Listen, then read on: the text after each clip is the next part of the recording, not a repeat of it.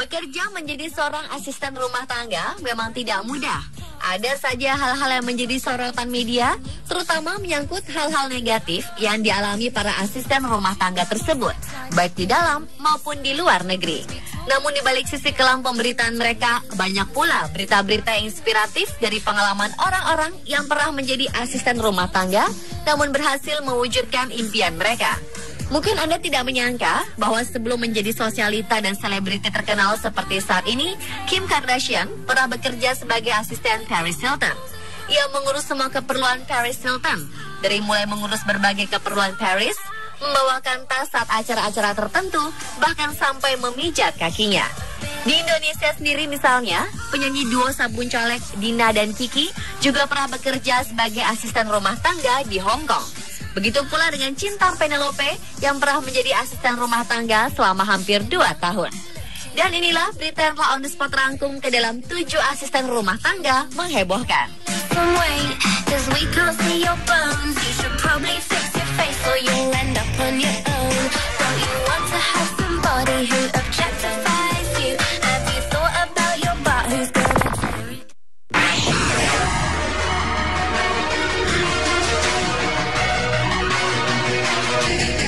Asisten rumah tangga asal Indonesia terkejut ketika disuruh membayar tagihan $816 Singapura atau setara 7,8 juta rupiah oleh salah satu salon kecantikan di Singapura untuk layanan sulam alis yang ia pikir biayanya hanya $40 Singapura atau setara 386.000 rupiah.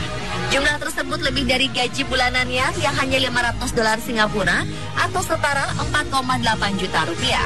Wanita berusia 30 tahun bernama Yati itu akhirnya meminta bantuan majikannya untuk melunasi tagihan tersebut.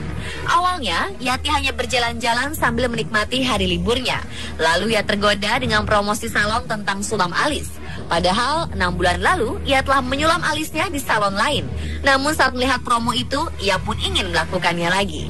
Yati pun mengatakan terapis di salon itu menyarankannya mencoba sulam alis gaya Korea yang bisa bertahan selama 3 tahun serta tambahan 50% diskon selama perawatan. Yati pun setuju untuk mencobanya. Terapis kemudian menyarankan Yati membeli beberapa produk perawatan kulit lain karena salon tidak akan bertanggung jawab jika Yati menderita infeksi setelah melakukan sulam. Lagi-lagi, Yati setuju. Setelah sulam alis selesai, Yati terkejut ketika diberikan kwitansi tagihan sebesar $816 Singapura. Dengan hanya sekitar $100 saja di dompet, Yati pun tidak memiliki pilihan selain memanggil majikannya untuk meminta bantuan.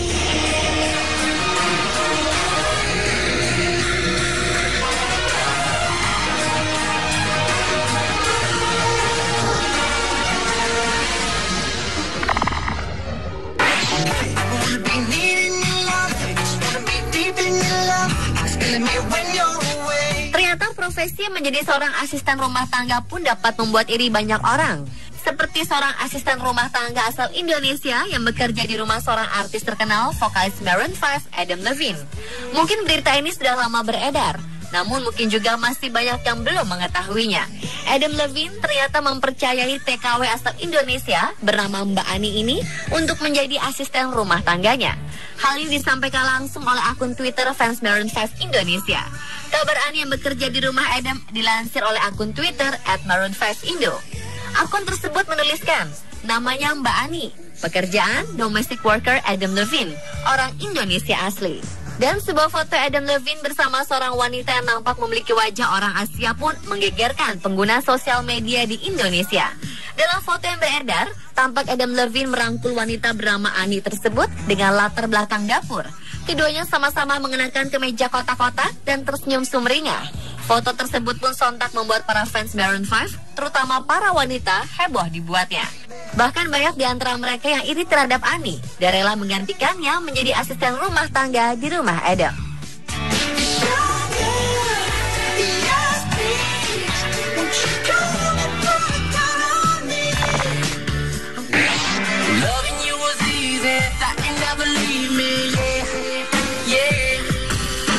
Darwati ialah seorang wanita yang berprofesi sebagai asisten rumah tangga di Kabupaten Grobogan. Namun ia mampu meraih impian untuk menjadi sarjana manajemen bisnis di Universitas 17 Agustus Semarang. Sebagai seorang pembantu, ia menyisihkan sebagian upahnya untuk menempuh pendidikan di perguruan tinggi.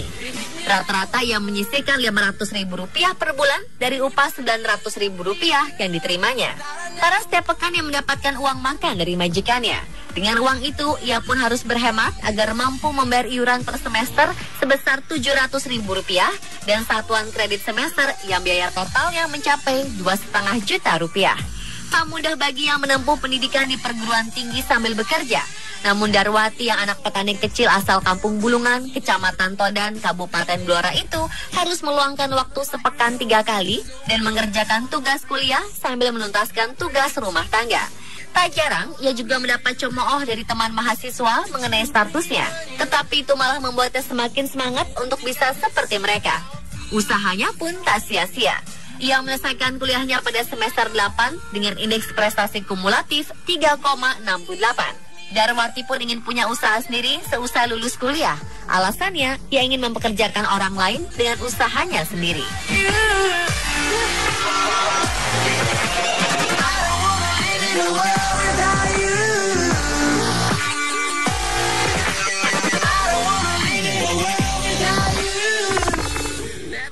I'm friends with the monster that's under my bed. Get on with the voices. Miss Yatun dipilih oleh Dewan Juri dalam suatu ajang festival film pendek berkat karya film pendeknya berjudul Lawuh Bolet.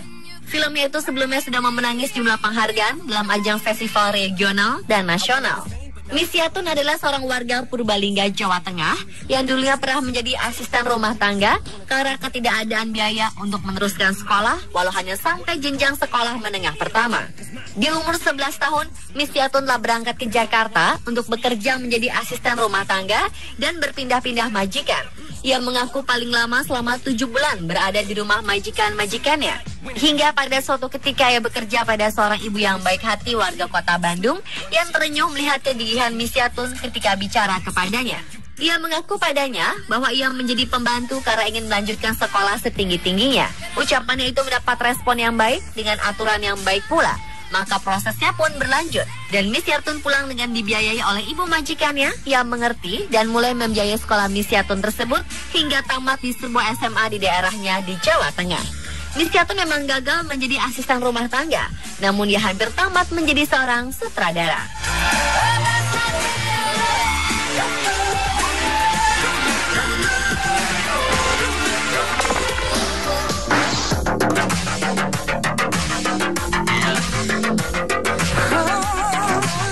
Ia adalah Saisa Bakani, seorang pembantu rumah tangga yang kini telah berubah hidupnya setelah mendapatkan beasiswa ke New York, Amerika Serikat untuk mempelajari fotografi.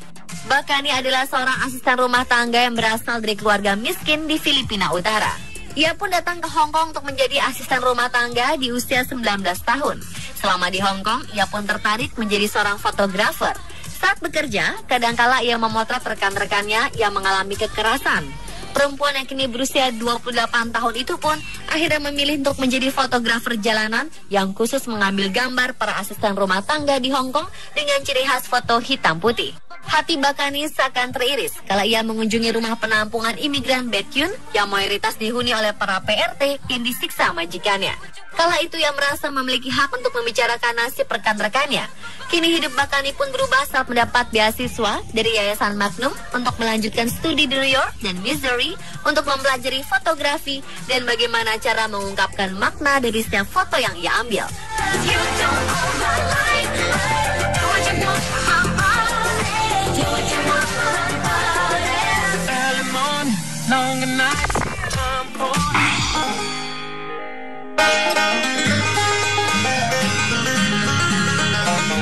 Ketekunan dan kesabaran Sulastri berbuah manis. Asisten rumah tangga yang bekerja di Singapura itu mendapatkan warisan senilai $1 juta Singapura atau sekitar 9,5 miliar rupiah dari majikannya Ko Guat Nyo. Sulastri yang berasal dari Surabaya itu telah bekerja selama 13 tahun untuk majikannya, serta ia pun dikenal ramah kepada para penghuni apartemen lain. R.S. Sanga, koordinator penghuni di Julian Park Residence pun menuturkan bahwa ia selalu tersenyum kepada para penghuni lain. Sulastri sebenarnya sudah ingin pensiun dan kembali ke Indonesia, namun melihat majikan yang berusia 92 tahun itu hidup sebatang kara, ia pun tak tega. Di apartemennya, Ko hanya tinggal bersama seekor kucing dan juga Sulastri. Perempuan berusia 30 tahun ini sangat telaten merawat majikannya. Ia mengurus semuanya, mulai dari berbelanja, mengantarkan majikannya ke rumah sakit, sampai mengantar majikannya untuk potong rambut ke salon. Ko luluh melihat ketekunan Sulastri, yang kemudian mewariskan sepertiga hartanya kepada Sulastri. Sisanya disumbangkan kepada salah satu rumah sakit, tukang cukur langganan Ko, sebuah yayasan pencinta kucing, dan juga kepada dokter pribadinya serta keponakannya.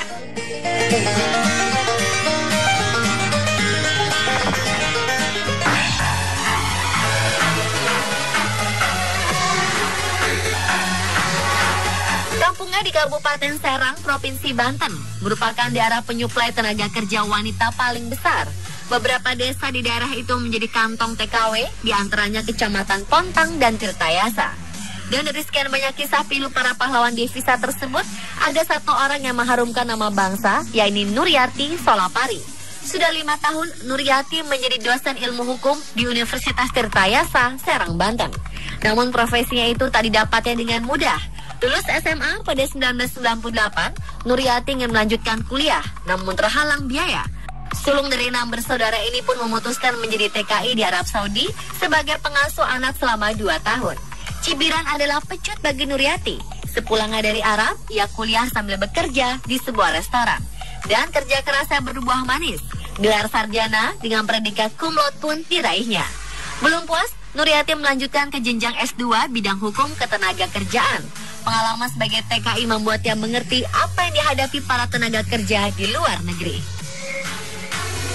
Selain menjadi dosen, Ketua Asosiasi Purna TKI Provinsi Banten ini juga menjadi staf Migrant Institute yang sering memberi pengarahan bagi mantan TKI. Bagi Nuryati, perjuangan belum berakhir. Mahasiswa tingkat doktoral Fakultas Hukum Universitas Padjadjaran ini pun terus menuntut ilmu sebagai bekal menolong para TKI yang memiliki masalah dengan hukum.